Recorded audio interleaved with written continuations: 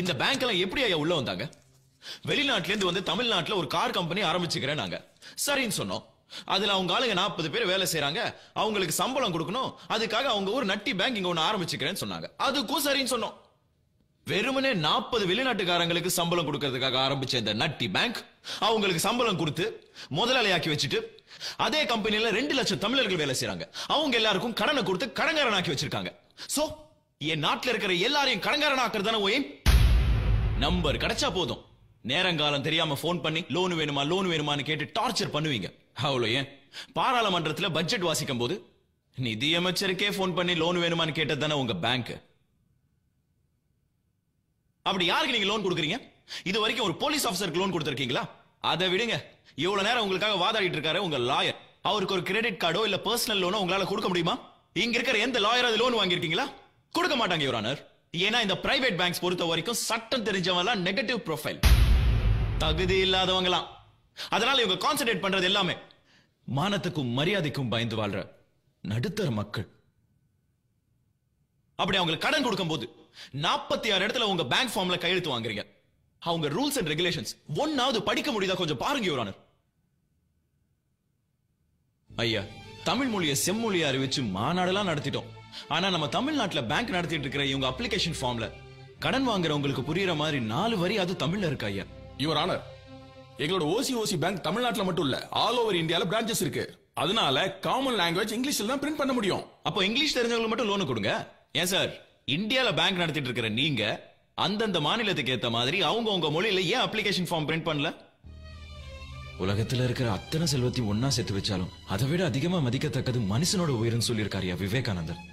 ஆனா நீங்க லோனை வசூல் பண்றதுக்காக கலெக்ஷன் ஏஜென்சின்ற பேர்ல குண்டாசியும் ரவுடியையும் வச்சு வசூல் பண்ணி எத்தனை பேரோட உயிரையா எடுக்கிறீங்க?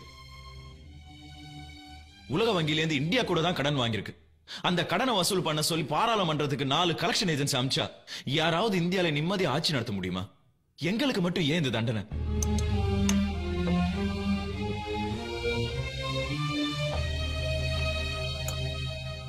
இந்த வழக்கு சம்பந்தமாக ஆர்பிஐ அதிகாரிகளிடம் சில விளக்கங்களை கேட்க இந்த நீதிமன்றம் விரும்புகிறது.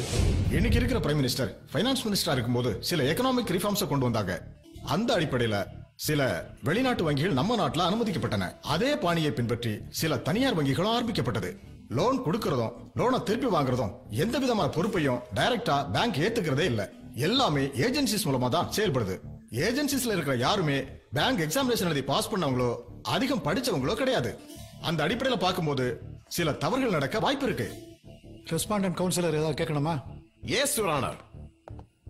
சார், இந்த ஓசி பேங்க் ஆர்பிஐ கட்டுப்பாட்டின் கீழ் தான் இயங்குதா? இந்தியாவில் இருக்கிற எல்லா பேங்குமே ஆர்பிஐ கட்டுப்பாட்டின் கீழ் தான் இயங்குது. அப்படின்னா உங்க ஆர்பிஐ ரூல்ஸ் அண்ட் ரெகுலேஷன் படி தான் வீட்டுக்கு அடியாள அனுப்பி அடிச்சு துன்புறுத்தி கடனை வசூல் பண்றதுக்கு அதிகாரம் வழங்கப்பட்டிருக்கா? இல்ல, ஆர்பிஐ அப்படி ஒரு அதிகாரம் எந்த பேங்குக்குமே வழங்கப்படல. அப்படி என்றால் இந்த மாதிரி சம்பவங்களால் பாதிக்கப்பட்ட மக்களுக்கு உங்கள் ஆர்பிஐ என்ன சொல்ல விரும்புகிறது? ரிசர்வ் பேங்க்ல மக்கள் குறைதீர்க்கும் மன்றம்னு ஒன்னு இருக்கு. My last question your honour. Mister Saravanan, yes, உங்க வங்கியில எந்தெந்த ஆவணங்கள், அதாவது டாக்குமெண்ட்ஸ் பேஸ் பண்ணி கடன் வழங்குறீங்க? கஸ்டமருடைய சேலரி சர்டிபிகேட், அவங்களுடைய ஐடி ரிட்டர்ன்ஸ், அவங்களுடைய bank statement and ID proof, இதெல்லாம் இருந்தா எங்களால லோன் கொடுக்க முடியும். அப்படின்னா இந்த டாக்குமெண்ட்டை பேஸ் பண்ணி எவ்வளவு கடன் கொடுக்க முடியும்? I am objection your honour. நாங்க இங்க லோன் கொடுக்க வரல, கொடுத்த லோனை ரெக்கவரி பண்ண வந்திருக்கோம். அவரை கொஞ்சம் பேச விடுறீங்களா? நீங்க சொல்லுங்க. It's eligible for 10 lakhs. எங்களால 10 லட்சம் வரைக்கும் இந்த டாக்குமெண்ட்ஸ்க்கு லோன் கொடுக்க முடியும். Thanks Saravanan. Please note this point your honour. இந்த தனியார் வங்கிகள் எவ்வளவு கடன் கொடுக்க தகுதி இருக்குன்னு பாக்குறாங்களே ஒழிய அந்த கடனை திருப்பி கட்ட தகுதி இருக்கான்னு பாக்குறதே இல்ல. இந்த டாக்குமெண்ட்ஸ் வேற யாரும் இல்ல. கடந்த 10 ஆண்டுகளாக நம்ம கோர்ட் வாசல்ல குல்பி ஐஸ் வைக்கிறாரே ராமசாமி, அவரோட டாக்குமெண்ட்ஸ் தான் இது. இந்த டாக்குமெண்ட் கூட ராமசாமி கொடுத்தது இல்ல, இவங்க பேங்க்ல வேலை செய்யற மேனேஜரால போலியா உருவாக்கப்பட்டது. பாவம், அவங்கள சொல்லியும் தப்பு இல்ல. ஏன்னா அவங்க இன்சென்டிவ்காகவும் டார்கெட்டை முடிக்கணுன்றதுக்காகவும் ரோட்ல திரியிற பிச்சைக்காரங்களுக்கும் குல்பி ஐஸ் விக்கிறவங்களுக்கும் லோனை அள்ளி கொடுத்திருக்காங்க. யுவர் ஆனர், இவங்க பேங்க் நான் ஏமாத்தினேன்னு சொல்லி டிவிலயும் நியூஸ் பேப்பர்லயும் ஃபிளாஷ் பண்ண சொல்லுங்க. அப்பதான் இவங்க பேங்க் நடத்துற லட்சம் மக்களுக்கு தெரியும். இது ஒரு பப்ளிக் இஷ்யூ ஆகணும் யுவர் ஆனர். என்ன பேசுற? என்ன பேசுற சரி யோகியா மாதிரி பேசு Calm down, sir. யோகியம் தான். விஷயம் பேப்பர்ல ஃபிளாஷ் ஆச்சு நம்ம என்ன, அவன் என்ன bank பேசுறான்? இந்தியால நம்ம வேற எங்கேயுமே பேங்க் ரன் பண்ண முடியாது சார். சார் நம்ம சைலண்டா போறதா நல்லது ப்ளீஸ் சார். பேங்க் தரப்புல என்ன சொல்ல வரீங்க? மயிலாட் நாங்க இந்த கேஸை வித்ட்ரா பண்ணிக்கிறோம் மயிலாட். என்னது? வித்ட்ரா பண்ணிக்கிறோம் மயிலாட். சாரி யுவர் ஆனர், எனது கட்சிக்காரர் அடைந்த துன்பத்திற்கும் வேதனைக்கும் மன உளைச்சலுக்கும் தகுந்த நஷ்ட ஈட்டை இந்த பேங்கிடமிருந்து பெற்று தருமாறு தாழ்மையுடன் கேட்டுக்கொள்கிறேன். என்னது நஷ்டஈடா? அதெல்லாம் எங்களால கொடுக்க முடியாது. கொடுக்க முடியாதுன்னு என்ன அர்த்தம்? விசாரணைங்கிற பேர்ல இவர் அழைச்சிட்டு போய் இல்லீகல் கஸ்டடியில வச்சு கண்டபடி அடிச்சிருக்கீங்க. யார் உங்களுக்கு இந்த அதிகாரத்தை கொடுத்தது? ரிசர்வ் பேங்க் ரூல்ஸை மீறி இருக்கீங்க. பேங்க் நடத்துறீங்களா இல்ல வேற ஏதாவது நடத்துறீங்களா? உங்களுக்கு இஷ்டம் போல கேஸ் போடுவீங்க, அப்புறம் வித்ட்ரா பண்றேன்னு சொல்லுவீங்க. அதெல்லாம் அப்படி செய்ய முடியாது. ஏன்னா இது public issue. Sir please sir. ஏதாவது பண்ணி தொலையா. பெட்டிஷனர் கவுன்சில் ஃபைனலா என்ன சொல்றீங்க? மயிலாட் நாங்க நஷ்ட ஈடு கொடுக்க சம்மதிக்கிறோம் my lord. Thank you your honour. What's your claim?